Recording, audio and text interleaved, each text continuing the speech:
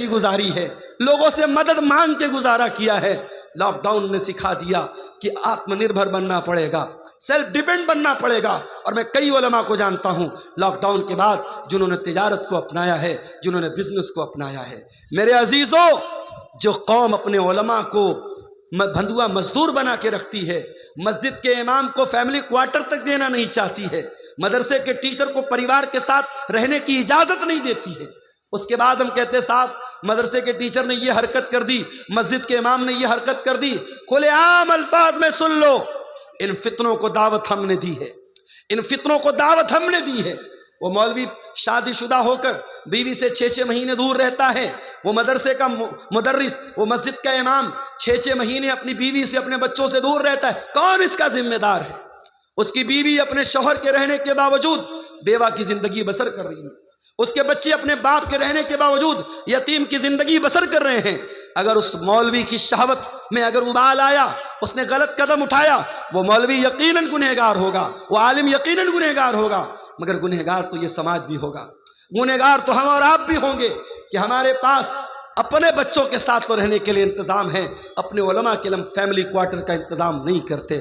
میرے بھائیوں، اگر مسجد کے امام کے لیے فیملی کوارٹر کا انتظام نہیں کرتے تو معاف کرو، ہٹا دو امام کو، خود ہی نماز پڑھو اور پڑھاؤ، مت رکھو امام کو آپ۔ فتنوں کو دعوت مت دو میرے عزیزوں، یہ دور فتنوں کا دور ہے، اور اس دور کا بہت بڑا فتنہ مال کا فتنہ ہے۔ اللہ کے پیارے نبی نے فرمایا لِكُلِّ أُمَّةٍ فِتْنَةٌ وَفِتْنَةُ أُمَّتِي الْمَالِ، ہر امت کا ایک فتنہ ہوگا، اور میری امت کا فتنہ کیا ہوگا؟ مال ہوگا۔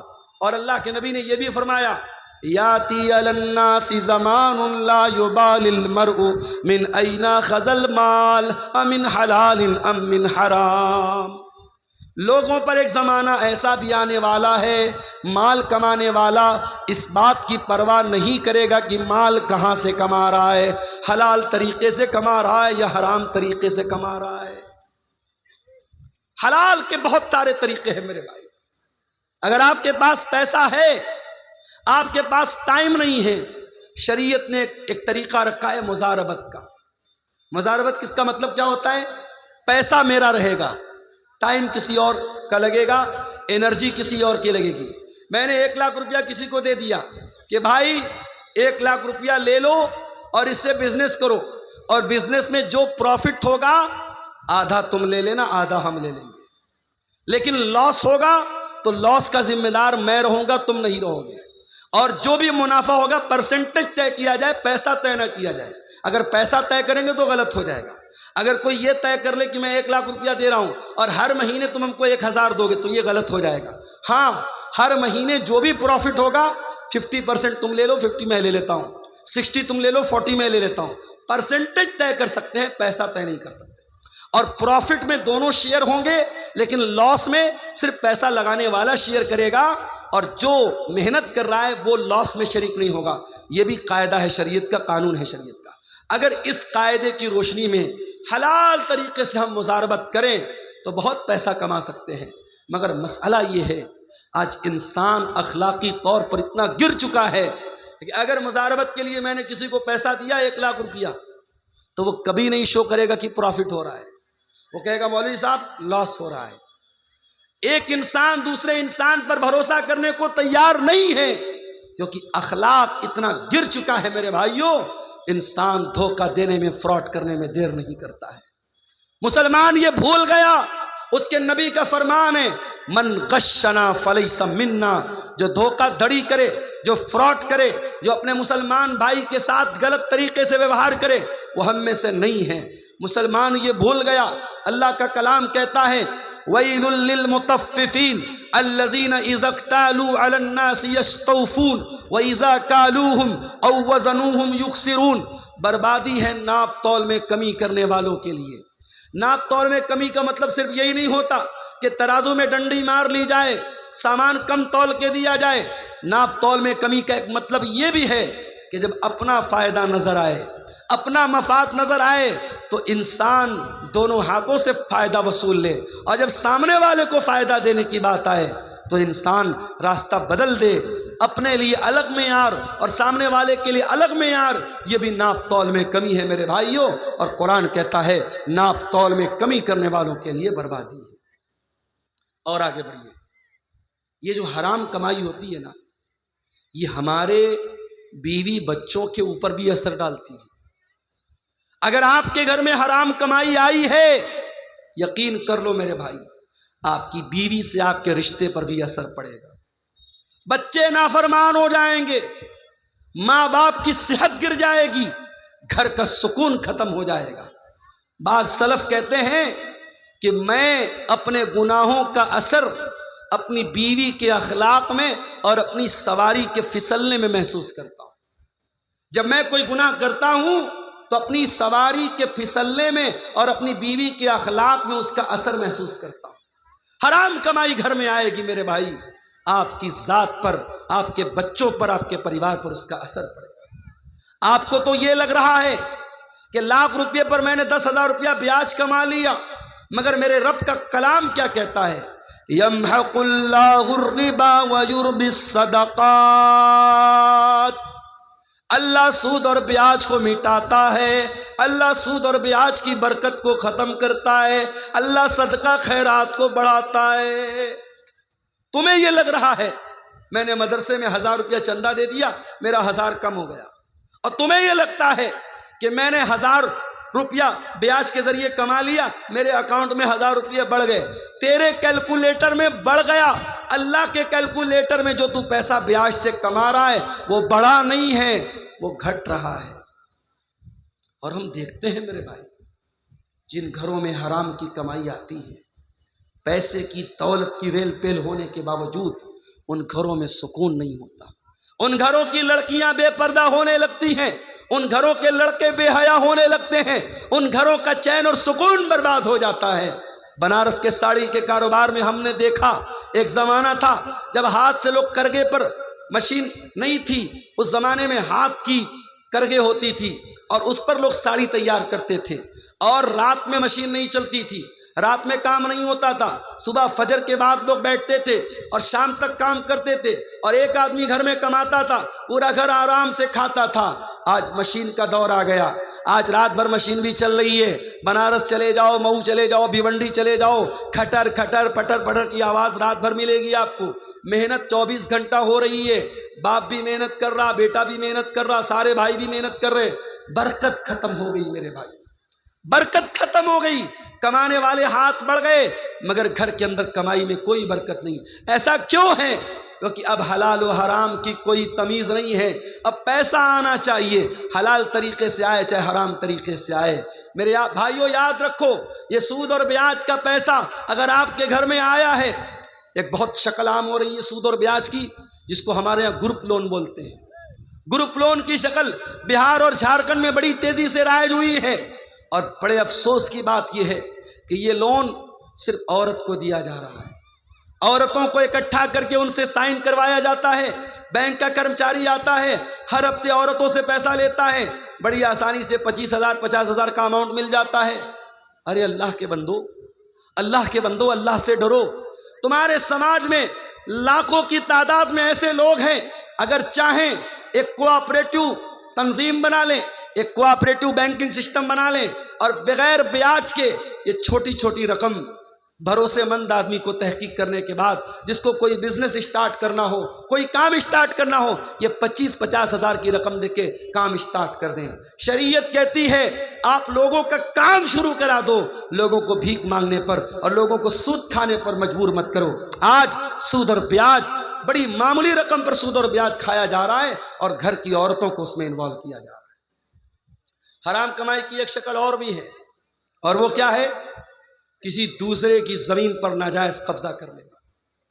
اتر پردیش میں ایک بہت بڑے باہوبلی تھے، اب اس دنیا میں نہیں ہیں، میں نام نہیں لوں گا، اگر آپ عقل مند ہوں گے، سمجھدار ہوں گے تو سمجھ جائیں گے۔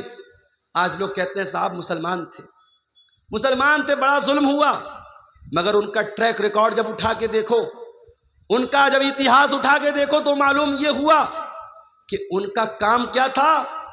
جس زمین پر ہاتھ رکھ دیا وہ زمین ان کے باپ کی ہو گئی، زمین ان کے باپ کی ہو گئی۔ زمین مسلمان کی ہو غیر مسلم کی ہو، جہاں پہ وہ صاحب آ گئے، چلو ہٹو بھائی فلاں کے آدمی ہیں، زمین چھوڑ دو، زمین چھوڑ دو۔ جس کھیت پہ ہاتھ رکھ دیا وہ کھیت ان کے باپ کا، جس زمین پہ ہاتھ رکھ دی وہ زمین ان کے باپ کی۔ اور یہ کام کرنے والا سینہ ٹھوک کے مسلمانوں سے کہتا ہے میں تمہارا لیڈر ہوں، میں تمہارا لیڈر ہوں۔ ایسے لیڈر اگر ہوں، ہمیں نہیں چاہیے ایسے لیڈر، ہمیں نہیں چاہیے ایسے لیڈر جو لوگوں کے مال پر ناجائز قبضہ کریں۔ معاف کرنا میرے بھائیوں، اللہ کے پیارے نبی کی حدیث ہے، من غیر منار الارض لعن اللہ من غیر منار الارض۔ جو لوگوں کی زمین اور جائیداد کی جو بارڈر ہے، جو نشان ہے، اس کو مٹا دے اور زمین و جائیداد پر ناجائز قبضہ کر لے، اللہ کے نبی نے فرمایا اس انسان پر اللہ کی لعنت ہو۔ زمین و جائیداد پر ناجائز قبضہ کر کے کہاں جاؤ گے میرے بھائی؟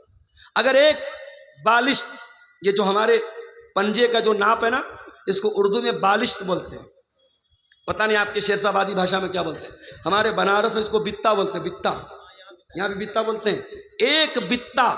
ایک بتا زمین اگر آپ نے کسی کی ناجائز قبضہ کر لی، حدیث کے الفاظ کیا ہیں؟ تُفِّقَ مِن سَبْعِ أَرْضِينَ يَوْمَ الْقِيَامَةِ، قیامت کے دن ایک بتا زمین ناجائز ہڑپنے والا 7 زمینوں کا طوق اس کی گردن میں ڈالا جائے گا۔ اللہ اکبر! اتنا بڑا گناہ ہے، اتنا بڑا گناہ ہے۔ آج مقدمے عدالتوں میں چلے جاؤ، مسلمان اپنے بھائی کی زمین، بیٹا اپنے باپ کی زمین، بھائی اپنی بہن کی زمین پر ناجائز قبضہ کر کے بیٹھا ہے، سب سے زیادہ مقدمے آپ کو مسلمانوں کے ملیں گے۔ یہ اس قوم کا حال ہے میرے بھائی، اللہ ہم سب کی حفاظت فرمائے۔ اور آگے بڑھیے، حرام کمائی کا ایک اور راستہ ہم اس سماج میں دیکھتے ہیں، اور وہ کیا ہے؟ وہ ہے صاحب سودی رقم ہم کھا تو نہیں رہے مگر سودی رقم کھلا رہے ہیں۔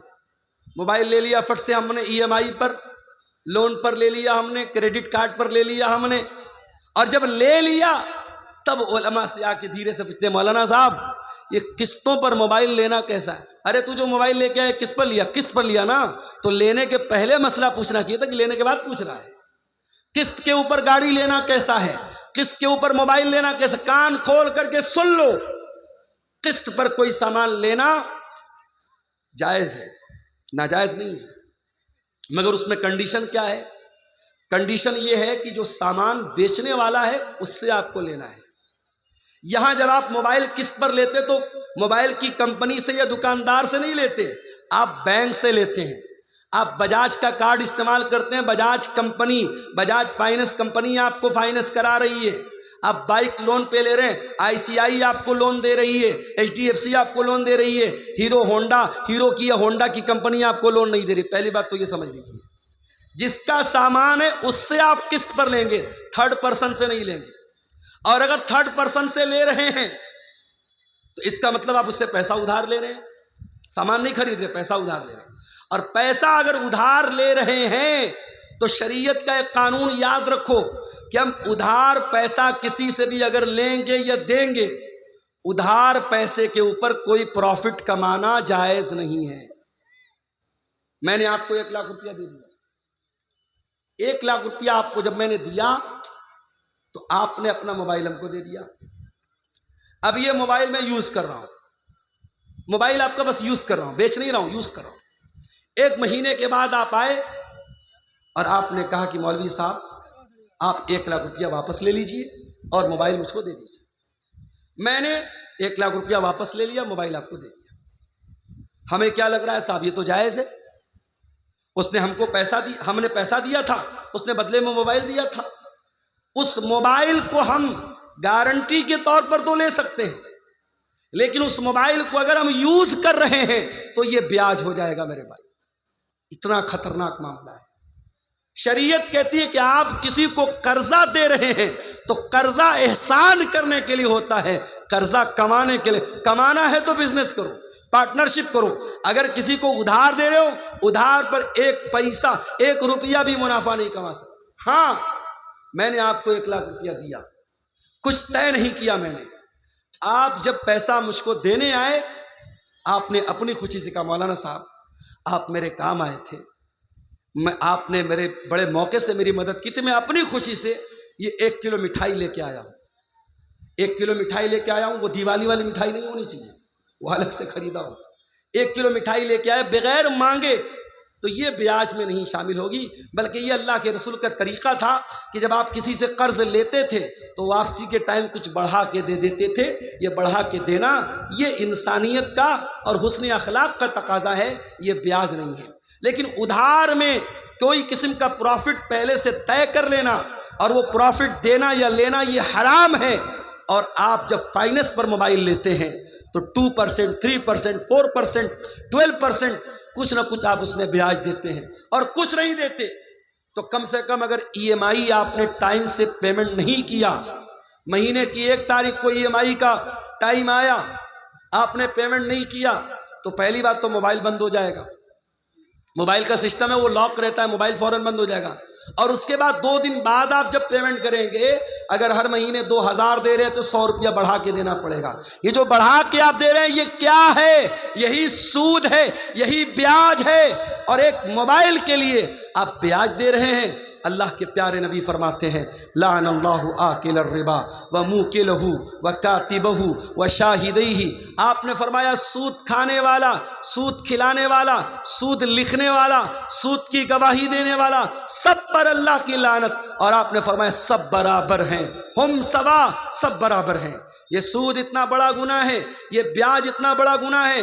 اللہ کے نبی فرماتے ہیں، مستدرک الحاکم کی حسن درجے کی روایت ہے، الربا 73 بابا، کہ سود کے 70 سے زیادہ دروازے ہیں، سود کے 70 سے زیادہ درجے ہیں۔ ایسرھا ان ینکح الرجل امہ، اور اس میں سب سے ہلکا درجہ یہ ہے انسان اپنی سگی ماں کے ساتھ زنا کرے، اپنی سگی ماں کے ساتھ زنا کرے۔ کون تصور نہیں کر سکتا انسان اپنی سگی ماں کے ساتھ زنا؟ تو بڑی دور کی بات ہے، اس کو غلط نظر سے دیکھ بھی نہیں سکتا انسان۔ سود اور بیاج کھانا اپنی سگی ماں کے ساتھ زنا کرنے سے بڑا پاپ ہے میرے بھائی۔ اور یہ پاپ آج کا مسلمان دھڑلے سے کر رہا ہے، روزہ نماز کر کے کر رہا ہے، ماتھے پر سجدے کا نشان لگا کے کر رہا ہے، چہرے پر داڑھی رکھ کے کر رہا ہے۔ خبردار میرے بھائی، اس سود اور بیاج سے باز آ جاؤ، باز آ جاؤ، اس حرام کمائی سے اپنے گھروں کو، اپنے دامن کو بچا لو۔ اور آگے بڑھیے میرے بھائیوں، صحابہ کرام کو دیکھیے۔ حضرت ابو بکر صدیق، ان کا ایک غلام تھا، وہ ایک مرتبہ کھانے کی کوئی چیز لاتا ہے، حضرت ابو بکر صدیق کو دیتا ہے، حضرت ابو بکر منہ میں ڈال لیتے ہیں۔ وہ کہتا ہے ابو بکر کیا آپ کو معلوم ہے یہ مٹھائی جو میں نے آپ کو کھلائی ہے یہ کیسی تھی؟ میں دور جاہلیت میں لوگوں کی قسمت کا حال بتایا کرتا تھا، اور آج مجھے وہی اسی دور کا ایک آدمی مل گیا، اس کا کام کبھی میں نے کیا تھا، اور اسی دور کے تحفے کے طور پر یہ مٹھائی اس نے دی تھی جو میں نے لا کے آپ کو دے دی اور آپ نے کھا لی۔ حضرت ابو بکر کو جیسے ہی اندازہ ہوا کہ یہ کمائی حرام کی ہے، انہوں نے فوراً اپنے منہ میں ہاتھ ڈالا اور اس مٹھائی کو، اس میٹھی چیز کو اپنے حلق کے نیچے اترنے نہ دیا، الٹی کر کے قے کر کے باہر نکال دیا۔ یہ صحابہ کرام تھے۔ اور یہی نہیں، ہمارے پیارے نبی صلی اللہ علیہ وسلم اپنے گھر والوں کو بھی حلال و حرام کی بڑی سختی سے تعلیم دیتے تھے۔ آپ کے نواسے حضرت حسن رضی اللہ تعالیٰ عنہ 5 سال کے بچے ہیں اور مسجد کے اندر کھیل رہے تھے، کھیلتے کھیلتے مسجد کے اندر صدقہ کی کھجوریں آ کے رکھی ہیں، صدقہ کی کھجور آ کے رکھی ہے۔ حضرت حسن نے کھجور اٹھائی اور کھجور اٹھا کے منہ میں ڈال لی۔ 5 سال کے بچے کو کیا پتا کہ کھجور کیسی ہے؟ اس کو کھجور نظر آئی، اس نے اٹھائی منہ میں ڈال لی۔ نبی کی نظر پڑ گئی، نبی کی نظر پڑ گئی۔ نبی چاہتے تو اپنے بچے کے، اپنے نواسے کے ہاتھ سے چھین لیتے، اس کے منہ میں سے نکال لیتے، مگر نبی نے تربیت کیا کی میرے بھائیوں؟ اللہ کے پیارے نبی نے اپنے 5 سال کے نواسے سے فرمایا ککھ ککھ، بیٹا تھوک دے، بیٹا منہ سے نکال دے۔ اما شعورتا انا لا ناکل صدقہ، اے میرے بچے کیا تو نہیں جانتا کہ ہم صدقہ نہیں کھاتے؟ میرے بچے یہ صدقہ کی کھجور ہے اور تو نبی کا نواسا ہے، تو نبی کے اہل بیت میں سے، کیا تجھے معلوم نہیں کہ تیرے نبی کے اوپر اور نبی کے اہل بیت کے اوپر صدقہ حرام ہے؟ صدقہ حرام ہے۔ نبی کے اہل بیت پر صدقہ حرام ہے، یہ تعلیم دی ہے جناب محمد رسول اللہ صلی اللہ علیہ وسلم نے اپنے 5 سال کے نواز سے۔ یہ احتیاط تھی میرے بھائی۔ بنارس میں مجھے بہت اچھی طریقے سے یاد ہے، ایک زمانہ تھا، یہ جو کپڑا ہوتا نا کپڑا، کچھ کپڑے ایسے بنتے تھے بنارس میں جس پر مور بنا رہتا تھا، مور بنا ہے یا چڑیا بنی ہے یا بندر بنا ہے یا کوئی بھی تصویر بنی ہے۔ علماء کا فتویٰ تھا کہ کپڑے پر اگر فیگر بنا ہے اس فیگر والے کپڑے کی کمائی صحیح نہیں ہے۔ اور بنارس میں ساڑی کا کاروبار کرنے والوں کو بڑا بڑا آفر ملتا تھا، بڑی بڑی رقم ملتی تھی کہ اگر تم تصویر والا کپڑا تیار کرو گے ہم تمہیں پیسہ زیادہ دیں گے، تمہاری ساڑی مہنگی بکے گی۔ مگر احتیاط ہوتی تھی، لوگ نہیں تیار کرتے تھے۔ اور اگر کسی کے بارے میں پتہ چل جاتا تھا کہ وہ انسان اپنے ساڑی کے اوپر، اپنے کپڑے کے اوپر امیج بنا کر کے بیچ رہا ہے، لوگ اس کے گھر دعوت نہیں کھاتے تھے، لوگ اس کے گھر کھانا نہیں کھاتے تھے۔ یہ احتیاط بنارس میں میں نے اپنی آنکھوں سے دیکھی تھی۔ مگر آج کیا ہو رہا ہے؟ آج وہ احتیاط ختم ہو گئی میرے بھائی، آج احتیاط کا دور ختم۔ آج بنارس میں ہزاروں لوگ ساڑی پر تصویر والی ساڑی بنوا رہے ہیں، بیچ رہے ہیں، کاروبار کر رہے ہیں، اور کوئی فرق نہیں پڑ رہا ہے، پیسہ کما رہے ہیں، دبا کے پیسہ کما رہے ہیں۔ یاد رکھو میرے بھائیو، پیسہ تو یہیں رہ جائے گا، زمین تو یہیں رہ جائے گی، جائیداد تو یہیں رہ جائے گی، اور ہم مر کر کے اللہ کے پاس جائیں گے اور اللہ پوچھے گا میرے بندے تیرے سامنے حلال کے بہت سارے راستے تھے، تو نے حرام کیوں اپنایا، تو نے غلط کیوں اپنایا؟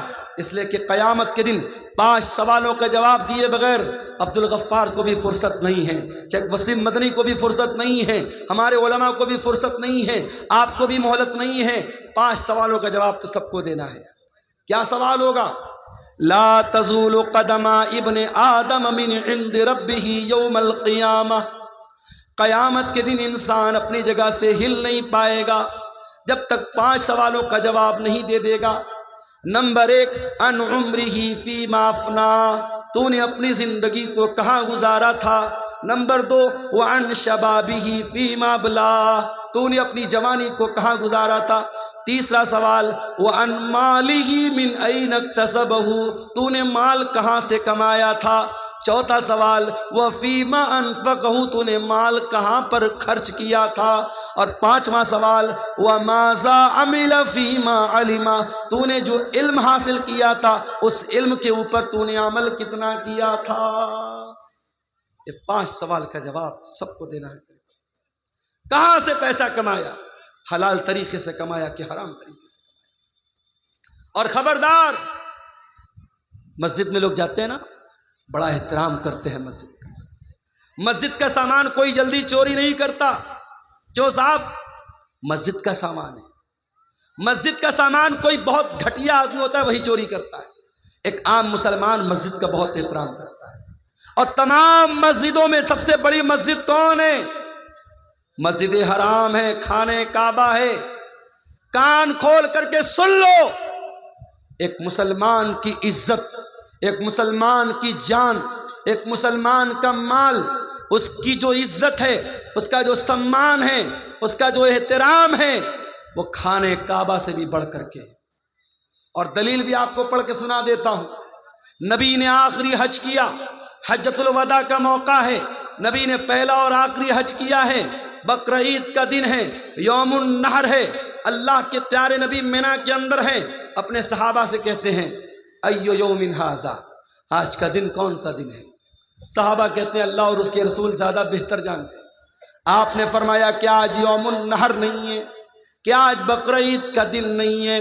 پھر آپ نے پوچھا کہ مہینہ کون سا ہے؟ صحابہ نے کہا اللہ اور اس کے رسول زیادہ بہتر جانتے ہیں۔ آپ نے فرمایا کیا یہ ذی الحجہ کا مہینہ نہیں ہے؟ پھر آپ نے پوچھا یہ کون سا شہر ہے؟ صحابہ نے کہا اللہ اور اس کے رسول زیادہ بہتر جانتے ہیں۔ آپ نے فرمایا کیا یہ شہر مکہ نہیں ہے؟ اس کے بعد آپ نے فرمایا او لوگو، دماءکم واموالکم واعراضکم حرام علیکم کحرمت یومکم ھذا فی بلدکم ھذا فی شہرکم ھذا۔ او لوگو، تمہاری مال، تمہارا مال، تمہاری جان اور تمہاری عزت و آبرو ایک دوسرے کے لیے حرام ہے، ایک دوسرے کے لیے حرام ہے۔ جیسے آج کا یہ دن حرام ہے، جیسے یہ مہینہ حرام ہے، جیسے یہ شہر مکہ حرام ہے، جیسے مکہ کا احترام کرتے ہو، جیسے ذی الحجہ کا احترام کرتے ہو، جیسے آج کے دن کا احترام کرتے ہو، ایک مسلمان اپنے بھائی کی جان اور مال کا احترام کرے۔ میرے عزیزو، صحابہ کرام بڑی احتیاط کرتے تھے۔ حضرت سعد بن ابی وقاص صحابی رسول ہیں، ان کے بارے میں مشہور تھا کہ وہ مستجاب الدعوات تھے۔ سعد بن ابی وقاص جب دعا کرتے تھے ان کی دعا جلدی قبول ہو جاتی تھی۔ کسی نے پوچھا کہ اے سعد بن ابی وقاص، کیا بات ہے، آپ کون سا ایسا عمل کرتے ہیں کہ آپ کی دعا بہت جلدی قبول ہو جاتی ہے؟ تو حضرت سعد بن ابی وقاص نے کیا جواب دیا؟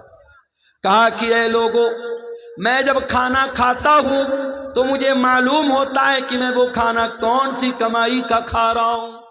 میں جب بھی کوئی لقمہ اٹھا کر کے اپنے منہ میں ڈالتا ہوں، جب تک یقین نہ ہو جائے، جب تک کنفرمیشن نہ ہو جائے، جب تک یہ متعین نہ ہو جائے کہ میں حلال کمائی کا اور پاکیزہ کمائی کا لقمہ کھا رہا ہوں، تب تک وہ لقمہ اپنے حلق کے نیچے نہیں اتارتا ہوں۔ ایک بہت بڑے اہل حدیث عالم کا واقعہ سیرت نگاروں نے لکھا ہے، غالباً اگر میری یادداشت دھوکہ نہیں کھا رہی ہے، غالباً یہ مولانا عبداللہ غازی پوری کا واقعہ ہے۔ عبداللہ غازی پوری رحمت اللہ علیہ بہت بڑے اہل حدیث عالم تھے۔ ان کو کہیں سفر پہ جانا تھا، ٹرین کا ٹائم ہو گیا، اسٹیشن پر پہنچے، اتنا ٹائم نہیں تھا کہ ٹکٹ خرید سکتے اور سامنے ٹرین چھوٹ رہی تھی، اور اس زمانے میں اتنی ٹرینیں نہیں تھی کہ چلو ایک ٹرین چھوٹ گئی تو دوسری پکڑ لیں گے۔ مولانا عبداللہ غازی پوری صاحب نے جلدی سے ٹرین پکڑی، ٹرین پر سوار ہو گئے، مگر دل ہی دل میں یہ احساس ہو رہا تھا میں نے ٹکٹ نہیں خریدا ہے، یہ ریلوے کی چوری ہے، یہ سرکار کی چوری ہے۔ جب مولانا عبداللہ غازی پوری کی منزل آ گئی، جب انہوں نے اپنی منزل پر وہ اتر گئے، تو جس اسٹیشن سے وہ وہاں تک آئے تھے اس اسٹیشن تک کا انہوں نے ٹکٹ خریدا، حالانکہ کوئی ٹی ٹی نہیں تھا، کوئی چیک کرنے والا نہیں تھا، کوئی ٹکٹ کو چیک کرنے والا، کوئی پکڑنے والا نہیں تھا۔ کبھی کبھی ایسا ہوتا ہے، میں بنارس سے ابھی پچھلے ہفتے کی بات ہے، ایک پروگرام تھا میرا ارریا میں، اب بنارس سے میں چلا، اتفاق سے تہوار کا دن تھا، ٹرین پہ رش بہت تھا اور پہلے سے میں نے ریزرویشن نہیں کرایا تھا۔ اب اس کے بعد جب میں ٹرین پہ لوکل ٹکٹ لے کر کے، جنرل ٹکٹ لے کے جب میں چڑھا تھا، میں نے سوچا ٹی ٹی ملے گا، اس سے بات کروں گا اور ٹکٹ کٹوا کر کے اے سی میں کہیں جگہ مل جائے گی تو اے سی بیٹھ جاؤں گا۔ اب صاحب رش اتنا تھا کہ ٹرین میں کہیں بیٹھنے کی جگہ نہیں تھی، ٹی ٹی کا دور دور تک پتہ بھی نہیں تھا۔ اب آپ کو میں بتاؤں کہ بنارس سے پٹنہ تک تقریباً 5 گھنٹے میں نے اے سی جو بوگی ہوتی ہے اس کا جو باتھ روم ہوتا ہے، باتھ روم کے پاس کھڑے ہو کر کے، بیگ میرے پیٹھ پر لدا ہوا تھا، بیگ لادے ہوئے 5 گھنٹے کھڑے ہو کر کے میں نے وہ سفر کیا۔ اس کے بعد جب بیچ میں ٹی ٹی آیا، ٹی ٹی نے کہا ملا جی کہاں جا رہے ہو؟ میں نے کہا سر پٹنہ جا رہا ہوں، کوئی سیٹ دے دیجئے، پیسہ میں دے دوں گا۔ کہا نہیں ملا جی کوئی سیٹ نہیں ہے، لیکن آپ اے سی کی بوگی کے اندر کھڑے ہیں، آپ کو فائن کٹوانا پڑے گا۔ میں نے کہا سر میں اندر کہاں کھڑا ہوں، باتھ روم کے پاس کھڑا ہو کر کے جا رہا ہوں، ٹکٹ تو ہے میرے پاس۔ کہا کہ آپ چونکہ اے سی بوگی میں چڑھے ہیں آپ کو فائن دینا پڑے گا۔ میں نے کہا جنرل میں جانے لائق حالات نہیں ہیں۔ اس نے کہا جنرل میں تو چھوڑ دو، آپ نے جنرل کا ٹکٹ لیا، آپ اے سی میں آئے ہو۔ اس نے 1000 روپیہ فائن بھی کاٹی اور 5 گھنٹے کا سفر میں نے کھڑے ہو کر کے گزارا۔ آج حالات یہ ہیں، جب رش کا ٹائم ہوتا ہے ٹکٹ جلدی نہیں ملتا ہے۔ مولانا عبداللہ غازی پوری اس دور میں وہ ٹکٹ بغیر خریدے واپس جا سکتے تھے، مگر ان کی احتیاط دیکھو میرے بھائی، ان کا تقویٰ دیکھو۔ وہ جس اسٹیشن سے آئے تھے اس اسٹیشن تک کا انہوں نے ٹکٹ خریدا اور وہی ٹکٹ خرید کر کے اس کو پھاڑ دیا۔ ان کے ساتھیوں نے پوچھا مولانا یہ کیا کیا آپ نے؟ کہا میرے بھائیو میں ریلوے کا کی ٹرین کا میں نے سفر کیا تھا اور میں جلدی بازی میں ٹکٹ نہیں خرید پایا تھا، میں نے جان بوجھ کر کے اسی اسٹیشن کا ٹکٹ خرید کر کے پھاڑ دیا تاکہ اتنی رقم سرکار کے خزانے میں چلی جائے۔ یہ ہمارے علماء تھے، یہ ہمارے علماء تھے جو سرکار اور حکومت اور گورنمنٹ کی چوری کو بھی چوری سمجھتے تھے، اور آج مسلمان اپنے مسلمان بھائی کا سامان چوری کرنے میں بھی دریغ نہیں کرتا ہے۔ میرے عزیزوں، یہ احتیاط اپنے اندر پیدا کرو۔ سلف کہا کرتے تھے اطب مطعمک تکن مستجاب الدعوات، اپنی کمائی کو حلال کر لو، تمہاری دعائیں قبول ہونے لگیں گی۔ امام ابو حنیفہ رحمۃ اللہ علیہ بہت بڑے امام گزرے ہیں، اللہ کی رحمتیں نازل ہو ان کے اوپر۔ امام ابو حنیفہ رحمۃ اللہ علیہ نے ایک آدمی کو قرضہ دیا، قرضہ دے دیا اس نے سمے پر ٹائم پر قرضہ نہیں لوٹایا۔ امام ابو حنیفہ رحمۃ اللہ علیہ اس آدمی کے دروازے پر گئے، گرمی کا موسم تھا، دھوپ نکلی ہوئی تھی، اور امام ابو حنیفہ دروازے کے پاس کھڑے ہیں۔ دروازہ کھلتا ہے اور اس انسان کے مکان کے اندر ایک بہت بڑا پیڑ ہے، ایک بہت بڑا درخت ہے۔ وہ انسان ریکویسٹ کرتا ہے، امام صاحب آپ ٹھیک ہے پیسہ لینے آئے ہیں، قرضہ لینے آئے ہیں، لیکن امام صاحب گرمی کا موسم ہے، دھوپ بہت تیز نکلی ہے، آپ میرے دروازے کے اندر چلے آئیں اور اس پیڑ کی چھایا میں آپ آ جائیں، اس پیڑ کی چھاؤں میں آ جائیں۔ آپ کو گرمی لگ رہی ہے، دھوپ لگ رہی ہے، آپ اتنے بڑے عالم ہیں، ہم سے دیکھا نہیں جاتا ہے، آپ کو شوبھا نہیں دیتا ہے۔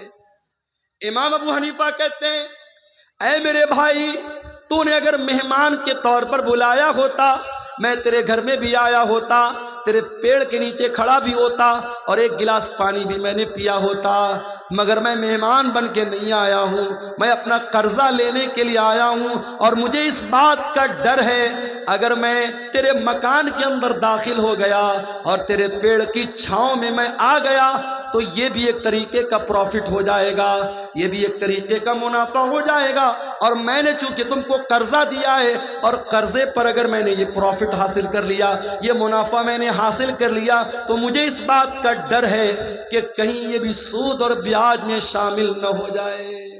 اللہ، کتنا پیارا ہمارا دین ہے میرے بھائی، کتنا پیارا ہمارا دین ہے، کتنی احتیاط کرتے تھے ہمارے اسلاف کہ کسی کو پیسہ ادھار دیا ہے تو اس کے مکان کے پیڑ کی چھاؤں میں بھی جانا انہوں نے گوارا نہیں کیا۔ امام احمد ابن حنبل کے پاس ایک عورت آتی ہے، غور سے سننا یہ واقعہ، امام احمد ابن حنبل کے پاس ایک عورت آتی ہے، اے امام احمد ابن حنبل ایک مسئلہ پوچھنے آپ کے پاس آئی۔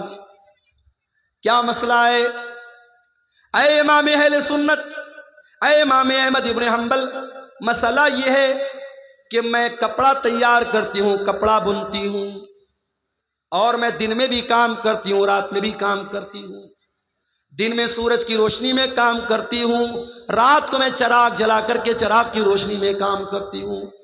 اے امام احمد ابن حنبل، جب کپڑا تیار ہو جاتا ہے تو کپڑے کی کوالٹی میں کچھ کپڑا جو سورج کی روشنی میں تیار ہوتا ہے اس کی کوالٹی تھوڑی الگ ہوتی ہے، اور جو کپڑا چراغ کی روشنی میں تیار ہوتا ہے اس کی کوالٹی میں تھوڑا فرق ہوتا ہے۔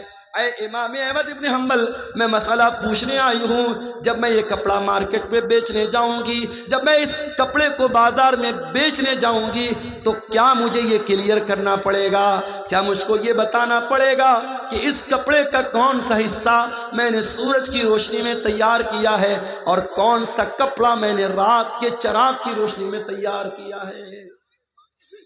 امام احمد ابن حنبل حیران ہو، کہا کہ اے میری بہن، مسئلہ میں بعد میں بتاؤں گا، پہلے میں یہ جاننا چاہتا ہوں، اتنی اللہ والی، اتنی تقوی والی تو عورت ہے کون جو آ کر کے یہ مسئلہ پوچھ رہی ہے کہ کپڑا اگر سورج کی روشنی میں تیار ہوا ہے اور چراغ کی روشنی میں تیار ہوا ہے تو کیا کسٹمر کو یہ بتانا پڑے گا کہ کون سا کپڑا سورج کی روشنی میں تیار ہوا ہے اور کون سا کپڑا چراغ کی روشنی میں تیار ہوا ہے؟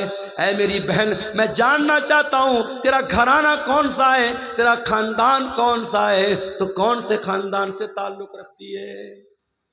اس عورت نے کہا اے امام احمد ابن حنبل، میں امام بشر الحافی کی بہن، اس دور کے ایک بہت بڑے امام تھے، امام بشر الحافی، میں ان کی بہن ہوں۔ حضرت امام احمد ابن حنبل نے کہا واللہ میں نے بہت تعریف سنی تھی بشر الحافی کی، آج دیکھ لیا کہ ان کے گھرانے کے اندر کتنی دینداری ہے، کتنا تقوی ہے، کتنا اللہ کا ڈر ہے، کتنی احتیاط ہے کہ آج ان کی بہن آ کر کے مجھ سے مسئلہ پوچھ رہی ہے۔ میرے پیارے ساتھیوں، احتیاط اس کو کہتے ہیں، حلال و حرام کی چنتا اس کو کہتے ہیں۔ آج تو ہمارا مزاج یہ بن چکا ہے، بس پیسہ آنا چاہیے چاہے جیسے آ جائے، اور یہی وجہ ہے آج رشتوں کی برکت میرے پیارے ساتھیوں کا۔ آج جب لڑکی دیکھنے کے لیے جب لڑکے کی ماں جاتی ہے تو کیا دیکھتی ہے؟ لڑکی کی پرسنالٹی کیسی ہے، لڑکی کتنی خوبصورت ہے، لڑکی کا گھر اور مکان کیسا ہے، لڑکی کتنا جہیز لے کر کے آئے گی۔ کاش ہم نے لڑکی کے گھر والوں کا تقوی دیکھا ہوتا، لڑکے کی دینداری دیکھی ہوتی، اور متقی اور پرہیزگار لڑکی کو بہو بنا کے گھر میں لاتے تو شاید آج حالات وہ نہ ہوتے جو آج اپنی آنکھوں سے ہم اور آپ دیکھ رہے ہیں۔ حضرت عمر فاروق کا وہ واقعہ یاد کیجئے۔ حضرت عمر فاروق اپنے دور میں گشت پر نکلے، ایک مکان کے پاس سے گزرتے، ایک لڑکی کی آواز آ رہی ہے۔ لڑکی کی ماں اپنی لڑکی سے کہہ رہی ہے بیٹی دودھ میں اٹھ کر کے پانی ملا دے، صبح ہم دودھ کا کاروبار کرنے جائیں گے، دودھ بیچنے جائیں گے، رات بہت ہو چکی ہے، تو جلدی سے دودھ میں پانی ملا دے۔ لڑکی کہتی ہے اے امی جان کیا آپ کو پتہ نہیں ہے امیر المومنین کا آرڈر آیا ہے، حضرت عمر کا حکم آیا ہے، دودھ میں پانی ملانا جرم ہے، دودھ میں پانی ملانا اپرادھ ہے، ہمیں مارکیٹ میں شدھ دودھ بیچنا ہے، ہمیں پیور دودھ بیچنا ہے، ہمیں خالص دودھ بیچنا ہے، ہمیں دودھ میں کوئی ملاوٹ نہیں کرنی ہے۔ ماں نے کہا بیٹی یہاں کون سا عمر ہم کو دیکھ رہا ہے، یا کون سا عمر دیکھ رہا ہے، رات کا سناٹا ہے، رات کا ٹائم ہے، اندھیرا ہے، اے میری بچی تو جا کے دودھ میں پانی ملا دے، عمر کو پتہ بھی نہیں ہوگا کہ ہم کیا کریں۔ بیٹی نے کہا میری پیاری امی جان ٹھیک ہے، حضرت عمر فاروق ہم کو نہیں دیکھ پا رہے ہیں، ان کو پتہ بھی نہ چلے گا، فَإِنَّ رَبَّ عُمَرَ يَرَانَا، اگر عمر ہم کو نہیں دیکھ رہے ہیں، اے امی جان عمر کا رب تو ہم کو دیکھ رہا ہے۔ اے میری پیاری ماں امیر المومنین نہیں دیکھ پا رہے ہیں لیکن رب العالمین تو دیکھ رہا ہے، اللہ تو دیکھ رہا ہے، اللہ کو کیا جواب دیں گے؟ میری پیاری ماں تو اس سوال کا جواب دے دے، میں دودھ میں پانی ملانے کے لیے تیار ہو جاؤں گی۔ جب بیٹی نے یہ جواب دیا ماں خاموش ہو گئی، ماں خاموش ہو گئی۔ میرے بھائیوں تربیت کرو تو ایسی کرو کہ آپ کے بچے جہاں آپ سے غلطی ہو آپ کے بچے آپ کا سدھار کر دیں، آپ کی اصلاح کر دیں۔ بیٹی نے جب یہ جملہ کہا ہے ماں خاموش ہو گئی۔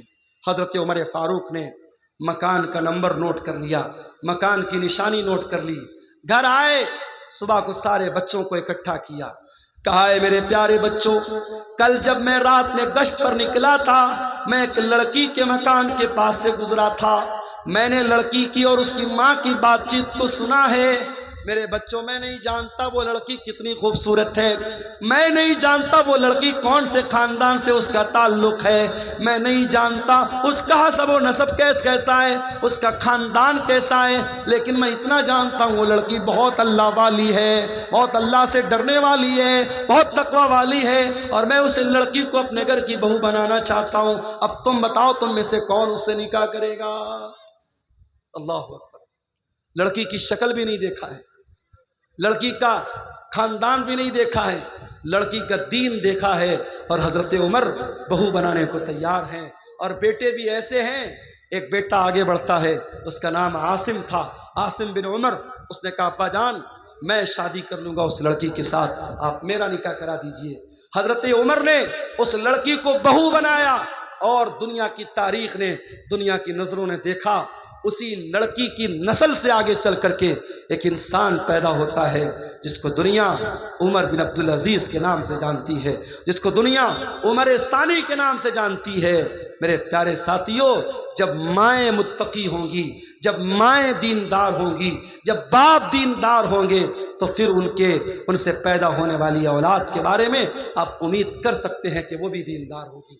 جب ماں اور باپ کے اندر حلال و حرام کا فرق نہیں ہوگا، جب ماں کو اس بات کی چنتا نہیں ہے کہ گھر میں جو پیسہ آ رہا ہے وہ حلال کا آ رہا ہے یا حرام کا آ رہا ہے، جب باپ پیسہ کمانے کے پیچھے اندھا بن چکا ہے اور ہر طریقے کا علم غلم سود بیاج رشوت حرام کا پیسہ گھر میں آ رہا ہے، اور اس پیسے سے جب اپنے بچوں کی پرورش کریں گے تو اللہ کے نبی کیا فرماتے ہیں کہ جس جسم کی پرورش حرام کمائی سے ہوگی فالنار اولا بہی، وہ جسم جہنم کی آگ پہ قیامت کے دن جہنم کی آگ میں ڈالا جائے گا۔ میرے عزیزو، اپنے بچوں کو حرام کمائی سے بچاؤ، اپنے بچوں کو حلال کمائی کھلاؤ، اپنے بچوں کے بدن میں حلال کمائی کا خون دوڑاؤ۔ ہمارے نبی نے ساری زندگی حلال اور پاکیزہ چیزوں کو کھانے کی تعلیم دی ہے۔ ہمارے نبی کے دنیا میں آنے کا ایک مقصد یہ بھی تھا وَيَضَعُ عَنْهُمْ إِصْرَهُمْ وَالْأَغْلَالَ الَّتِي كَانَتْ عَلَيْهِمْ، میرا نبی حلال چیزوں کو تمہارے لیے، پاکیزہ چیزوں کو تمہارے لیے حلال کرنے آئے تھے، میرے نبی ناپاک چیزوں کو تمہارے لیے حرام کرنے آئے تھے، اور میرے نبی تمہارے کندھے کے اوپر، تمہارے اوپر جو زنجیریں تھی، جو بیڑیاں تھیں، ان بیڑیوں سے تم کو آزاد کرنے کے لیے دنیا میں آئے تھے۔ نبی آئے تھے اسی لیے تاکہ حرام چیزوں کی بیڑیوں اور زنجیروں سے ہمیں آزاد کر دیں۔ میرے بھائیوں، حرام کمائی کی ان زنجیروں سے اپنے دامن کو بچا لو۔ آج واللہ ہمارے گھروں کے سکون کو یہ حرام کمائی برباد کر رہی ہے، اور میں پھر سے کہتا ہوں، ہر حرام کا ایک حلال الٹرنیٹ شریعت میں موجود ہے۔ آپ سود اور بیاج اگر حرام ہے تو آپ یہ مت سمجھیے کہ مولوی صاحب اگر سود حرام ہے تو ہمارے پاس پیسہ ہے تو ہم کیا کریں۔ میں نے اس کا حلال الٹرنیٹ آپ کو بتایا، آپ مضاربت کیجئے، آپ پارٹنرشپ پر کاروبار کیجئے، حلال طریقے سے بزنس کیجئے۔ اگر آپ سود پر قرضہ کا لین دین نہیں کرتے ہیں، بغیر سود کے آپ قرضے کا لین دین کیجئے۔ آج بہت سارے شہروں میں اسلامی بیت المال قائم ہے، اور بہت سارے لوگ مل کر کے اس میں تعاون کرتے ہیں، اور چھوٹے چھوٹے اماؤنٹ جو غریب لوگ ہوتے ہیں، جو مڈل کلاس کے لوگ ہوتے ہیں، جن کو چھوٹا موٹا کام کرنے کے لیے پیسے کی ضرورت پڑتی ہے، ان کو سود اور بیاج سے بچانے کا یہ کام آپ کر سکتے ہیں۔ اور یاد رکھو میرے بھائیوں، یہ بڑے بڑے جلسے کرانے سے بڑا کام ہے۔ سیمانچل کے اس علاقے میں جس تیزی سے سود اور بیاج کا پنجہ، سود اور بیاج اپنا پنجہ گاڑ رہا ہے، اس ماحول میں ہمیں اور آپ کو یہ کام کرنے کی ضرورت ہے۔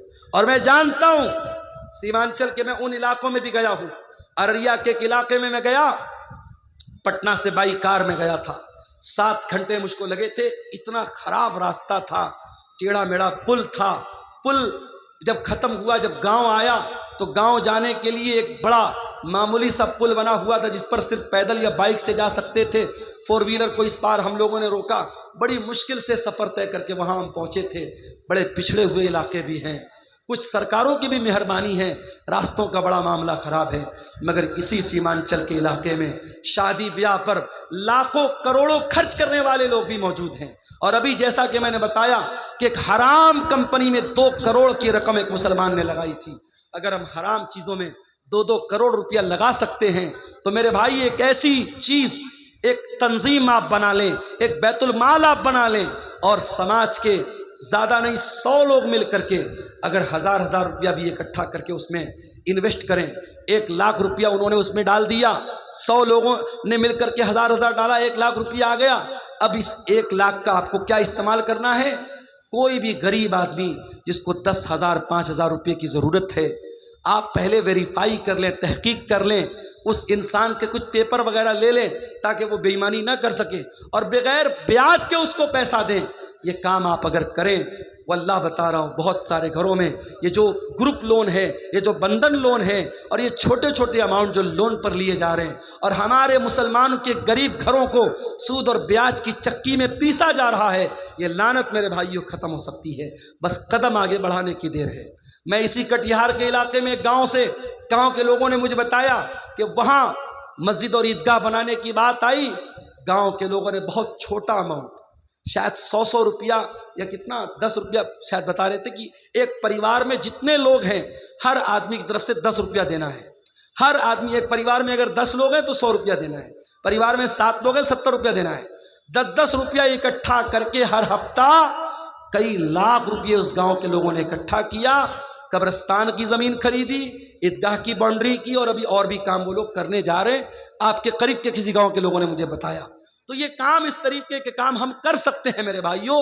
آپ کو قدم بڑھانے کی اور ہمت کرنے کی ضرورت ہے۔ میں جانتا ہوں شیر شاہ آبادی قوم کے اندر اللہ تعالیٰ نے بہت صلاحیت دی ہے، اس صلاحیت کا صحیح استعمال کیجئے، اپنے سماج میں ہونے والی برائیوں سے میرے بھائیوں اپنے آپ کو بچائیے۔